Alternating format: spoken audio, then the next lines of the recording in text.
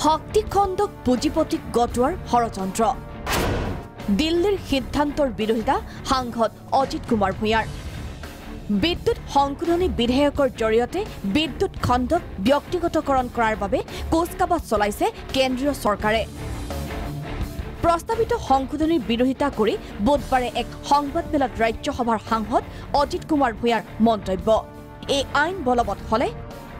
বিলুপ্তি ঘটিব বিদ্যুৎ মাচুলৰ ৰাজসাহায্য ব্যৱস্থা শক্তি খণ্ডত কৰ্তৃত্ব শূন্য হ'ব ৰাজ্য চৰকাৰৰ এই নতুন আইন বলবৎ হলে বিদ্যুৎ মাচুলৰ যি সাৰ্বজনীন ৰাজহুৱা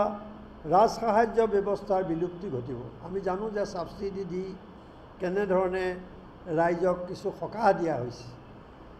এইখন যদি আইন বলবৎ হয় তেতিয়াহ'লে যিটো সাবসিডি ৰাজসাহায্যৰ বিলুপ্তি ঘটিব বিদ্যুৎ মাচুল অত্যধিক হাৰত বৃদ্ধি হ'ব সাধাৰণ বিদ্যুৎ গ্ৰাহকে জিয়াটো ভুগিব জনতাৰ স্বাৰ্থৰ পৰিপন্থী এই বিধেয়ক প্ৰত্যাহাৰৰ দাবীত কেন্দ্ৰীয় শক্তি মন্ত্ৰী আৰু মুখ্যমন্ত্ৰীলৈ স্মাৰক পত্ৰ প্ৰদান ৰাজ্যসভাৰ সাংসদগৰাকীৰ